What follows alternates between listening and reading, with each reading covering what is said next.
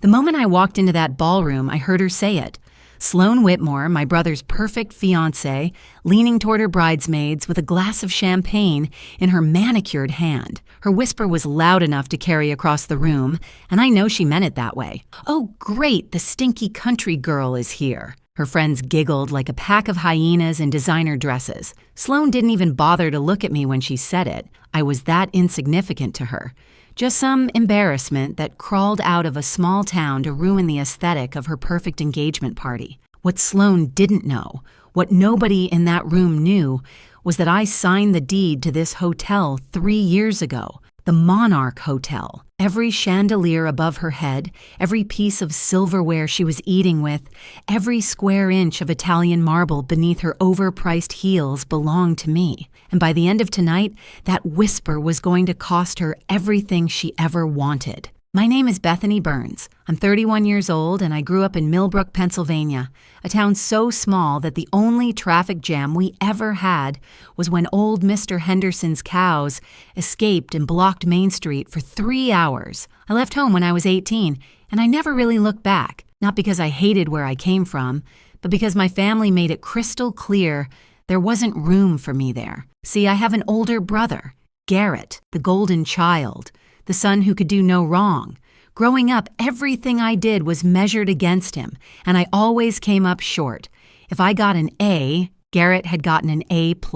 If I made the softball team, Garrett had been team captain. My mother, Patricia, had a special way of looking at me that made me feel like a rough draft, while Garrett was the finished masterpiece. So I left. I packed one suitcase, took a bus to the city, and started over with nothing but $200 and a stubborn refusal to fail. Everyone back home thought I was struggling. They pictured me in some tiny apartment eating instant noodles, which was true for the first 2 years. But what they didn't know was that I took a job as a cleaning lady at a boutique hotel, and that job changed my life. I learned everything. I watched. I studied. I worked my way up from cleaning rooms to front desk to assistant manager to manager. I saved every penny, invested carefully, made smart choices, and took risks when they felt right. By 28, I owned my first property. By 30, I had 3. Now, at 31, I run Birch Hospitality, a company that owns 6 boutique hotels across the East Coast.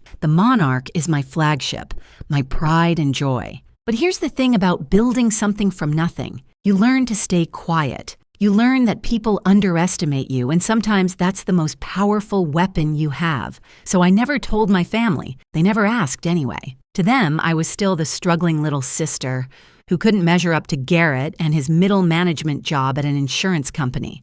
The irony was so thick you could spread it on toast. Tonight, I received an invitation to Garrett's engagement party. Last minute, of course. Probably my mother's idea, a guilt invitation so she could tell her friends that the whole family was there. I almost didn't come, but something pulled me here. Maybe curiosity. Maybe some small, stubborn hope that things had changed. They hadn't. I stood in the entrance of my own hotel, wearing jeans and my favorite boots, my hair still smelling faintly of the countryside because I'd driven through Millbrook on my way here just to remind myself where I came from. My outfit probably cost more than everything Sloane was wearing combined, but you wouldn't know it by looking. That's the thing about real money.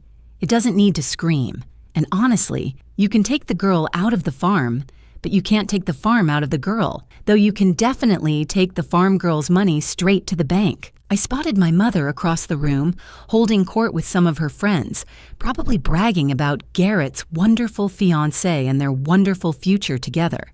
Garrett stood next to Sloane, looking like a man who had won the lottery. He had no idea he was holding a losing ticket. Sloane finally glanced my way, her smile sharp as a paper cut. She didn't recognize me as anything other than an inconvenience, a stain on her perfect evening. That was fine. Let her think I was nobody. Let them all think it. I had learned a long time ago that the best revenge isn't loud. It's patient. It's quiet. It's watching people dig their own graves while they're too busy looking down on you to notice the shovel in their hands. So I smiled back at Sloane, walked to the bar, and ordered a drink. My staff knew not to acknowledge me. Wesley Crane, my general manager, caught my eye from across the room and gave me a subtle nod. Everything was running smoothly, Everything was perfect. For now, because in about 3 hours, Sloane Whitmore was going to learn a very important lesson. Never underestimate the country girl, especially when she owns the ground you're standing on. Before we continue, if you're enjoying this story, please hit that subscribe button and tell me in the comments where you're watching from and what time it is there. I see every single comment, and it means the world to me. Thank you so much for your support. Now back to the story. The engagement party was exactly what you'd expect from someone like Sloane. Extravagant, over the top, designed to impress people who were already impressed with themselves. There were ice sculptures shaped like swans, a champagne fountain that seemed excessive even by champagne fountain standards, and enough flowers to make a botanical garden jealous. My hotel staff had done an amazing job, which made me proud, even though I wanted to roll my eyes at every design choice Sloane had made. I took my drink and found a quiet corner to observe. That's when my mother found me. Patricia Burns approached like a woman who had smelled something unpleasant and was trying to locate the source. She looked me up and down, her eyes stopping at my boots with visible disapproval. She said it was nice that I could make it, her tone suggesting it was anything but nice. Then she asked why I couldn't have worn something more appropriate, mentioning that Sloane's family was very refined. She stressed the word refined like it was a vocabulary word I should study. I told her I came straight from work and didn't have time to change, which was true. I just didn't mention that work meant running a multi-million-dollar hotel company. My mother sighed the way she always sighed at me, like I was a constant disappointment she had learned to tolerate. She told me to at least try to make a good impression on the Whitmores, then disappeared back into the crowd to continue her social obligations. And there it was. 20 seconds of conversation, and I already felt like I was 12 years old again, failing to meet some invisible standard I was never told about. I spotted Sloane across the room, air kissing her way through a group of guests. The woman had kissed more cheeks tonight than a politician at a county fair. Every gesture was calculated, every smile measured for maximum effect. Her parents, Franklin and Delilah Whitmore, stood nearby like proud peacocks watching their prized peahen work the room. Franklin was a large man with a red face, and the kind of confidence that comes from either genuine success or excellent acting. Delilah was thin, polished, dripping with jewelry that caught the light every time she moved. They looked wealthy. They acted wealthy. But something about them felt off, like a beautiful painting hung slightly crooked. I couldn't put my finger on it yet, but I would. Garrett finally noticed me and made his way over. My big brother, 3 years older, still looking at me like I was his annoying little sister who followed him around when we were kids. He said he was glad I could come, though his tone said he hadn't noticed whether I was there or not. He asked if I'd met Sloane yet and said she was amazing. I told him I'd seen her. I kept my opinions to myself. Garrett nodded, already looking past me to see who else he needed to greet. Some things never change. Then he said something that made my stomach tighten. He mentioned that Mom had given Sloane Grandma's necklace as an engagement gift. He said wasn't that generous of her and that Sloane absolutely loved it. I felt the air leave my lungs. Grandma's necklace. The antique pendant our grandmother had promised to me, specifically before she died. She had held my hand and told me it was for me because I was her dreamer, her fighter, the one who would make something of herself. My mother knew this. She had been in the room when Grandma said it, and she gave it to Sloane anyway. I looked across the room and saw it. There it was, hanging around Sloane's neck like it belonged there. My grandmother's necklace, my inheritance, my memory, sparkling under the chandelier lights while Sloane laughed at something someone said. The DJ cranked up the music so loud I could feel my fillings vibrate. If I wanted my teeth rattled, I would have just gone to the dentist. At least there I'd get a free toothbrush out of the experience. I excused myself from Garrett and made my way to the restroom, needing a moment to breathe. That's when I passed Franklin Whitmore in the hallway, his phone pressed to his ear, his face tight with stress. He didn't see me. He was too focused on his conversation. I heard him say they needed this wedding to happen, that the Burns family had money enough to cover their situation. He paused, listening to whoever was on the other end. Then he said they just needed to get through the ceremony, and after that, everything would work out. He hung up and walked back toward the party, his salesman smile sliding back into place like a mask. I stood frozen in that hallway, my grandmother's necklace forgotten for the moment, replaced by something much more urgent. The Burns family had money. What money? My parents had a nice house, sure, but I knew for a fact there was a second mortgage on it because I had been secretly paying it off for the past 4 years. Garrett worked a decent job. Nothing spectacular. There was no family fortune. So why did Franklin Whitmore think there was? And more importantly, what exactly was their situation that needed covering? I spent the next hour watching the Whitmores like a hawk watches a field mouse. Every smile, every handshake, every perfectly timed laugh. Now that I knew something was wrong, I could see the cracks in their performance. Franklin kept checking his phone, his jaw tightening every time he read a message. Delilah's jewelry was impressive, but I noticed she kept touching it nervously, like she was afraid it might disappear. And Sloane, beautiful, perfect Sloane, had a hunger in her eyes that had nothing to do with love and everything to do with desperation. I started piecing things together. The Whitmores thought my family had money. But why? Then it hit me. For the past 4 years, I had been sending money to my parents anonymously through my company, Birch Hospitality. Every month, a payment would arrive to cover the mortgage, the utility bills, the medical expenses when my father had his knee surgery. I never put my name on it. I didn't want their gratitude or their questions. I just wanted to help from a distance. But my parents didn't know it was me. And apparently, my mother had decided it must be Garrett. Of course she did. In her mind, her golden child was secretly taking care of them, being the responsible, successful son she always knew he was. I could practically hear her bragging to her friends about how generous Garrett was, how he always looked after his family, the money I sent, the sacrifices I made, and Garrett got the credit. The irony was so thick it could have walked into the party and ordered its own drink. So the Whitmores did their research. They saw a nice house with no visible mortgage payments. They heard Patricia bragging about her son's investments. They saw a family that appeared to have hidden wealth. And they targeted Garrett like sharks smelling blood in the water. But here's the problem with their plan. The money wasn't Garrett's. There was no family fortune. The Whitmores were chasing a mirage. And when they found out the truth, my family would be left with nothing but the fallout. Unless someone stopped it. I found Wesley Crane near the service entrance, clipboard in hand, overseeing the catering staff. He looked up when I approached, his professional mask slipping into genuine warmth when he saw it was me. He quietly asked if everything was all right, calling me Ms. Burns before I shot him a look. He corrected himself and just called me Bethany. I told him I needed a favor. I needed background information on the Whitmore family. Anything he could find. Business records, news articles, whatever was out there. Wesley didn't ask why.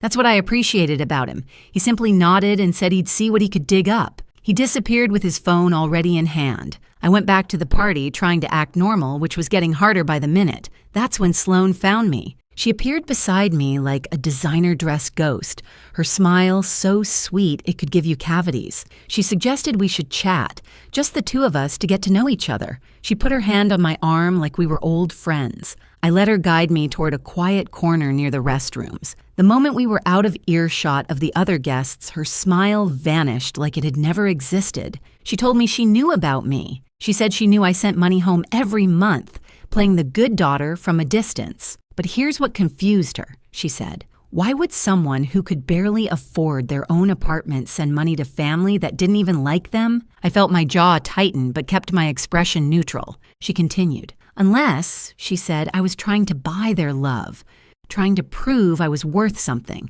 Pathetic, really, she told me. She leaned closer and said I should know that Garrett told her everything, how I was always jealous of him, how I couldn't handle not being the favorite, how the family only tolerated me out of pity. She smiled again, but this time it was sharp and cruel. She said she was going to marry Garrett, become part of this family, and honestly, she thought it would be better for everyone if I just stayed away. She said nobody would miss me. She called me dead weight, then patted my arm like she was comforting a child and walked away. I stood there for a moment, processing what had just happened. Sloane thought I was broke. She thought the money came from Garrett.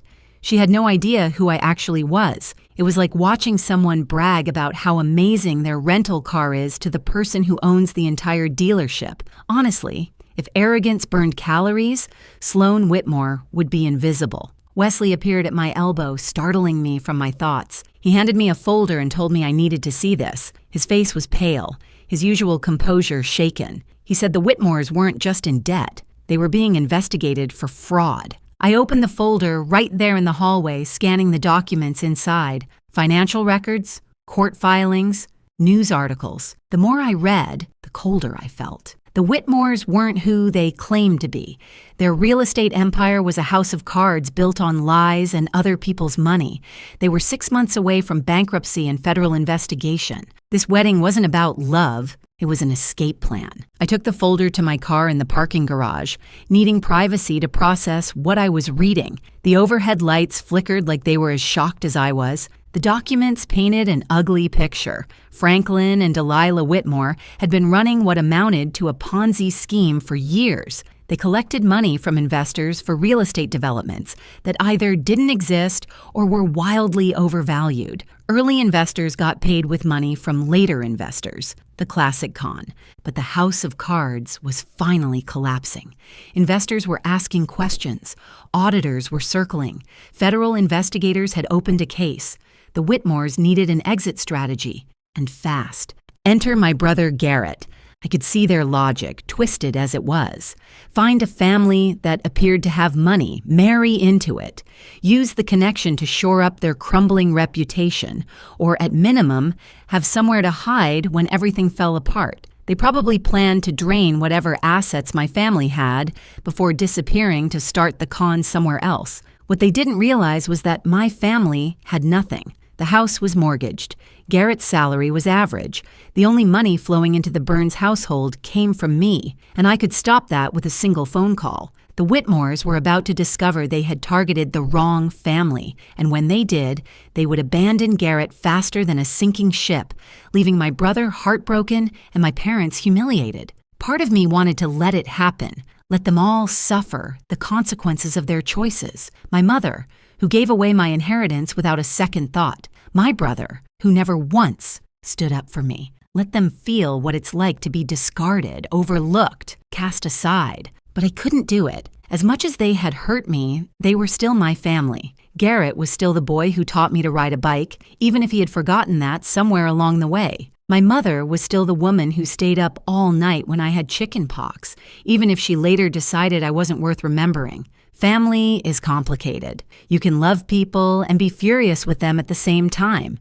You can want to protect them even when they don't deserve it. So I made a decision. I was going to expose the Whitmores. I was going to save my family from a disaster they didn't even know was coming. And I was going to do it my way. I called my lawyer first. Rebecca Thornton answered on the second ring, despite it being 8 o'clock at night, which is why I paid her what I did. I gave her a summary of the situation and asked how quickly she could verify the information in the folder. She said she'd have confirmation within the hour. Next, I called Naomi Delaney, a forensic accountant I had worked with on a complicated acquisition 2 years ago. Naomi was a wizard with financial records, the kind of person who could look at a spreadsheet and tell you what someone had for breakfast. I sent her photos of the key documents and asked her to dig deeper. If you're enjoying this story so far, please take just 1 second to drop a like and leave a comment. It really helps me keep creating these stories for you, and I genuinely appreciate every single one of you. Thank you from the bottom of my heart. Now, let's get back to Bethany. Naomi called back in 40 minutes. Her voice was tight with the excitement of someone who had found something big. She told me I was right. They were running a Ponzi scheme. Textbook stuff. But here's the interesting part, she said. She had looked up the Whitmore name in other states and found something in Arizona from 3 years ago. Same pattern, same scheme, different names. She said the bride's real name wasn't Sloane. She asked if I was ready for this.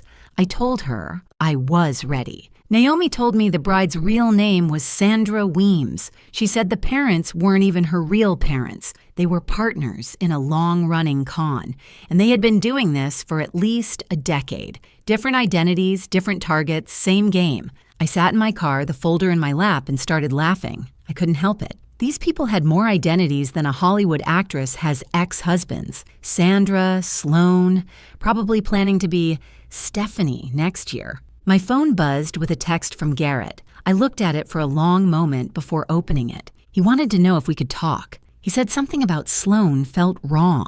I checked the time. 5 minutes until 9 when Franklin Whitmore was scheduled to make his big welcome to the family toast. Too little, too late, big brother. You should have trusted that feeling an hour ago. You should have trusted me years ago. But better late than never. At least he was starting to see through the mask. I got out of the car and walked back toward the hotel. The Arizona night air was warm, and somewhere inside, a con artist in a white dress was about to have the worst night of her life. Time to crash an engagement party. I walked back into the Monarch Hotel with a different energy than when I'd left. Before, I was the invisible sister, the country girl everyone looked down on. Now, I was a woman with a plan. Wesley met me near the service entrance, his expression a mixture of concern and curiosity. He said he had been watching the Whitmores all evening and that something was definitely off with them. He mentioned that Franklin had made 4 phone calls in the past hour, each one leaving him more agitated than the last. I told Wesley I needed the AV system ready. I said that during Franklin's toast at 9, we were going to give the guests a presentation they would never forget. Wesley didn't even blink. He asked what kind of presentation we were talking about. I handed him a USB drive. On it were scanned copies of the most damaging documents from the folder, plus everything Naomi had sent me. Court records from Arizona, financial statements showing the fraud, photos of Sloane from 3 years ago under her real name, Sandra Weems, a paper trail of lies stretching back a decade. I told him when Franklin started his toast, I wanted it all on the screens.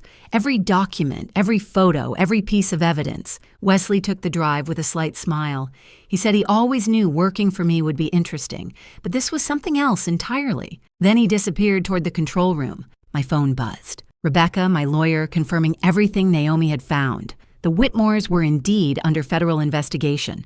More importantly, she had made a call to the lead investigator, a woman named Agent Carla Reeves, who had been trying to locate the Whitmores for months. They kept moving, changing names, staying one step ahead, until tonight. Rebecca told me Agent Reeves was already on her way with a team. They would be outside the hotel by 9:15, ready to move in once the evidence was public. Everything was falling into place. The trap was set. Now I just needed to wait. I found a spot near the back of the ballroom where I could see everything without being noticed. Sloane was working the room again, that fake smile plastered on her face like it was painted there. Garrett stood beside her, playing the dutiful fiancé, completely unaware that his entire future was about to implode. My mother was near the front, chatting with Delilah Whitmore like they were old friends. 2 women who had nothing in common except their ability to make me feel worthless. Soon, one of them would realize she had been played. The other would realize she had pushed away the wrong daughter. I checked my watch. 8:52. My phone buzzed again. This time it was a text from Garrett. He asked where I was and said he really needed to talk. He said something about the Whitmores was bothering him, the way Franklin kept disappearing, the way Sloane deflected every question about her past. He said maybe he was being paranoid. I stared at the message for a long moment. Part of me wanted to respond, to tell him to trust his instincts, to warn him about what was coming. But what would that accomplish? He had 34 years to trust me, to include me, to treat me like family. He chose not to. Besides, if I warned him now, he might warn Sloane, and I couldn't risk that. I typed back a simple response. I told him we would talk after the toast and to just wait. 8:56. Franklin Whitmore was straightening his tie near the small stage where the DJ had set up. He looked confident again, his salesman mask firmly in place. He had no idea what was about to happen. I thought about what Sloane had said to me earlier, how I was dead weight, how nobody would miss me, how I should just stay away. The funny thing about people who underestimate you is that they never see you coming. They're so busy looking down that they miss the moment you rise up. 8:59. Franklin stepped onto the stage and took the microphone. The DJ lowered the music. Guests turned to face him, champagne glasses in hand, ready to toast the happy couple. I made eye contact with Wesley across the room. He gave me an almost imperceptible nod. The screens behind the stage flickered to life, currently showing a slideshow of Garrett and Sloane's photos. Happy couple at a restaurant, happy couple at the beach, happy couple living their happy Lie. Not for much longer. Franklin cleared his throat and began to speak. He said good evening, everyone, and thanked them all for being there to celebrate this beautiful union. He said when his daughter first brought Garrett home, he knew immediately that this young man was special. I almost laughed. His daughter. The daughter who wasn't his daughter. The daughter whose real name he probably had to remind himself of every morning. Franklin continued, talking about family, about legacy, about how honored the Whitmores were to join the Burns family. He talked about bright futures and grandchildren and building something lasting together. Every word was a lie, and every lie was about to be exposed. Franklin raised his glass. He said to the happy couple, to love, to family, to forever. I pulled out my phone and sent Wesley a single word, now. The screens flickered. For a moment, everyone probably thought it was a technical glitch. The happy photos of Garrett and Sloane disappeared, replaced by something else entirely. A document, official looking, stamped with court seals and legal terminology. Franklin's smile froze on his face. The document was a court filing from Arizona, dated 3 years ago. A fraud investigation. And there, listed as a person of interest, was a name nobody in this room had heard before. Sandra Weems. A murmur rippled through the crowd.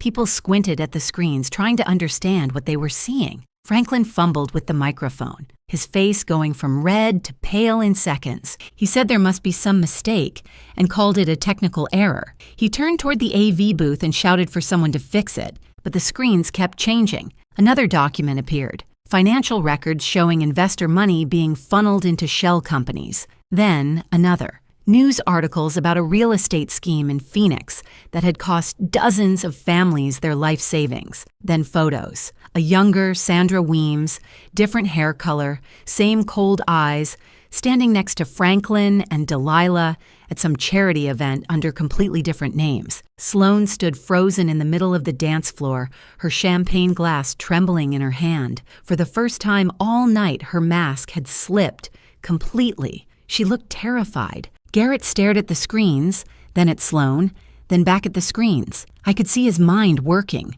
pieces clicking together, the doubt he had felt all evening suddenly making horrible sense. Franklin tried to push through the crowd toward the exit, but 2 of my security staff stepped into his path. Delilah grabbed his arm, whispering frantically, but there was nowhere to go. That's when I stepped forward. I walked through the parting crowd toward the stage, my boots clicking on the marble floor. Every eye in the room turned to me, the country girl, the nobody, the dead weight. Wesley's voice came over the speakers, calm and professional. He said, "Ladies and gentlemen, he would like to introduce the owner of the Monarch Hotel and CEO of Birch Hospitality." He said, "Please welcome Ms. Bethany Burns." The silence that followed was deafening. My mother's face went white. Garrett's jaw actually dropped open. Even Sloane, in the middle of her panic, looked genuinely shocked. I took the microphone from Franklin's limp hand. I said, "Good evening, everyone." I apologized for the interruption, but I thought they might want to know who they were really celebrating tonight. I gestured to the screens behind me. I said Franklin and Delilah Whitmore were not who they claimed to be. Their real estate empire was a fraud. Their wealth was stolen from innocent investors, and their daughter Sloane was actually named Sandra Weems, a con artist who had been running this same scheme for over a decade. Sloane finally found her voice. She screamed that I was lying and called me a jealous, pathetic nobody. She said I was making this up because I couldn't stand to see Garrett happy. I smiled at her. I said, "That's interesting," and I asked if I also made up the federal investigation that had been following them for 2 years. I mentioned the arrest warrants that were issued last month in Arizona and said I was curious how I could have faked the fact that Agent Carla Reeves and her team were currently waiting outside this hotel. As if on cue, the ballroom doors opened. 4 people in suits walked in, badges visible, expressions all business. Sloane's face crumbled. Franklin tried to run.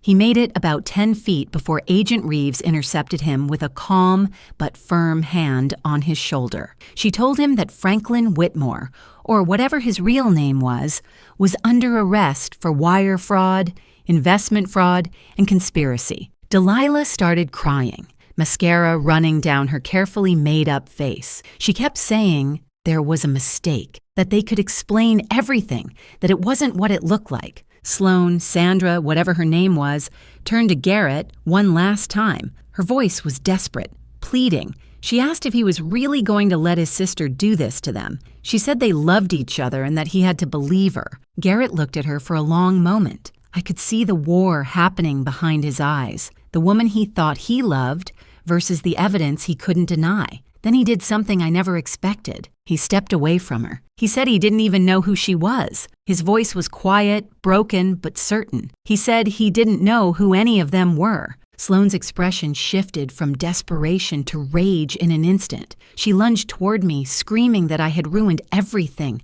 that I was supposed to be nobody, that I was just the stinky country girl. Security caught her before she reached me. I leaned close enough for only her to hear. I said this stinky country girl owned the room she was standing in, paid the salary of everyone who was about to escort her out, and would sleep very well tonight knowing exactly who she was. They led her away still screaming, her designer dress wrinkled, her perfect hair destroyed, her entire carefully constructed life falling apart with every step. I turned back to the stunned crowd, most of whom were still trying to process what had just happened. I said, well, the catering was already paid for, and it seemed like a shame to waste good food. I told them the bar would stay open for anyone who wanted to stick around. Nervous laughter rippled through the room. The DJ, bless his heart, started playing something upbeat. The engagement party was over, but the night was just beginning. The next hour felt like something out of a fever dream. The Whitmores, all three of them, were escorted out in handcuffs while the remaining guests watched in stunned silence. Sloane, or Sandra, or whoever she would be in her next life, was still screaming threats as they put her in the back of an unmarked car. Something about lawyers, lawsuits, revenge. Empty words from an empty person.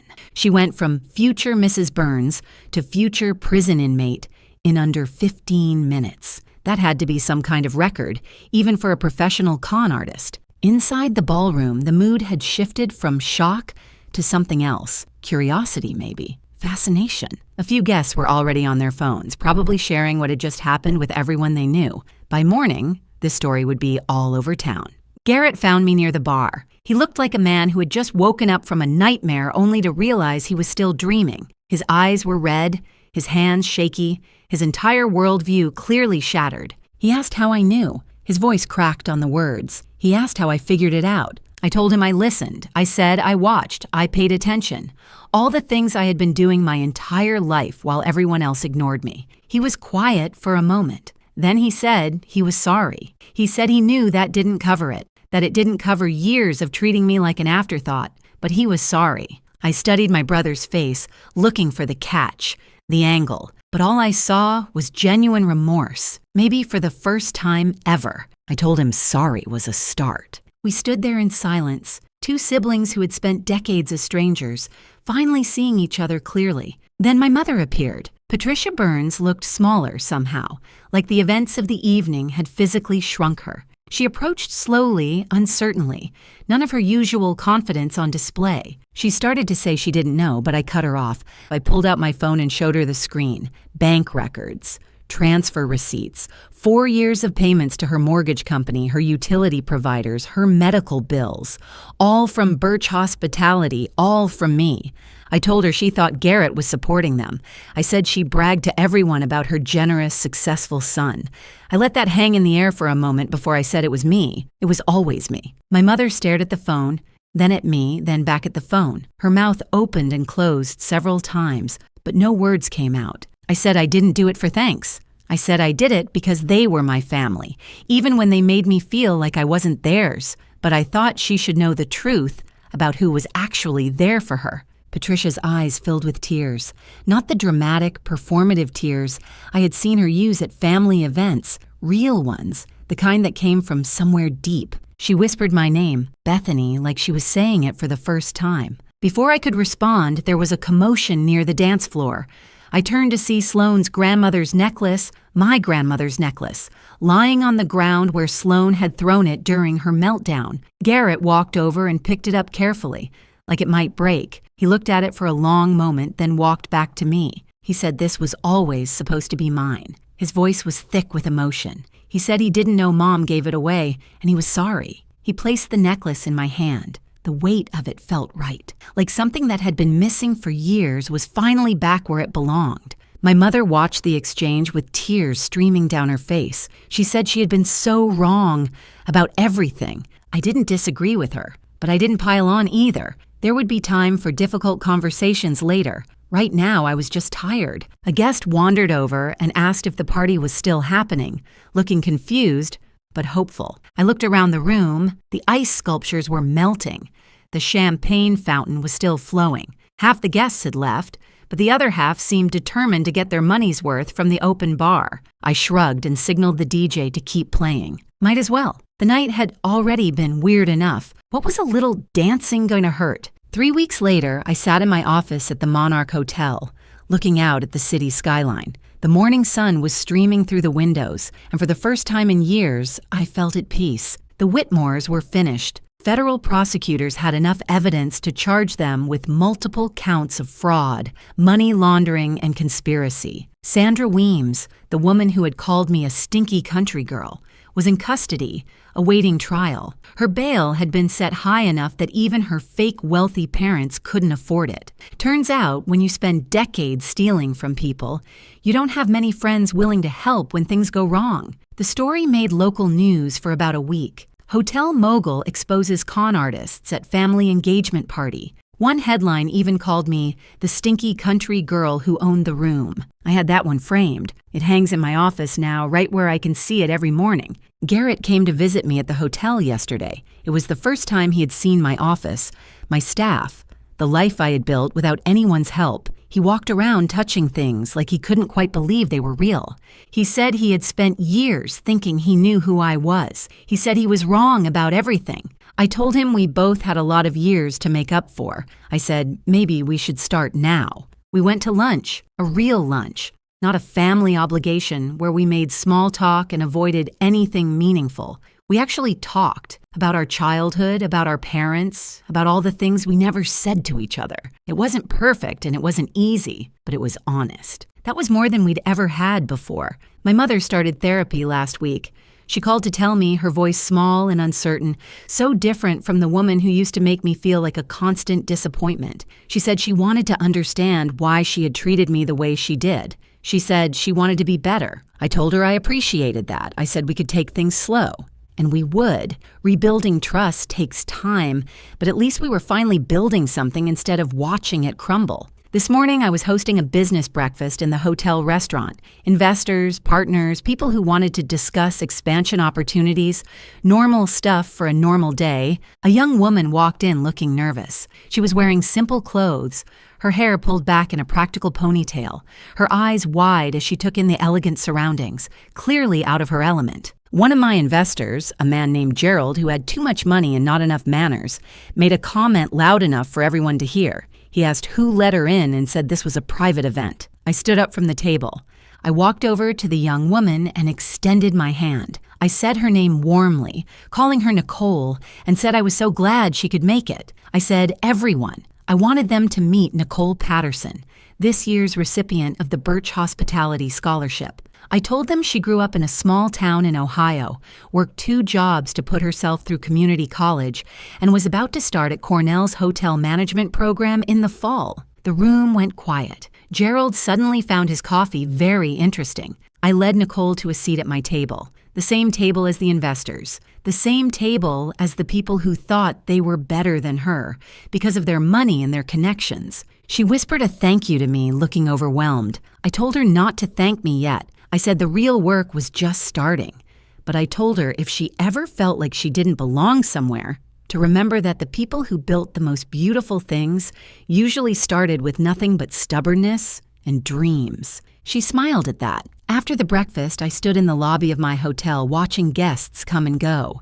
Business people, tourists, families, all of them walking on floors I owned, sleeping in beds I paid for, completely unaware of the woman who made it all possible. And that was fine. I didn't need them to know. People will always try to make you feel small for where you came from. Let them. While they're busy looking down on you, they won't see you rising up.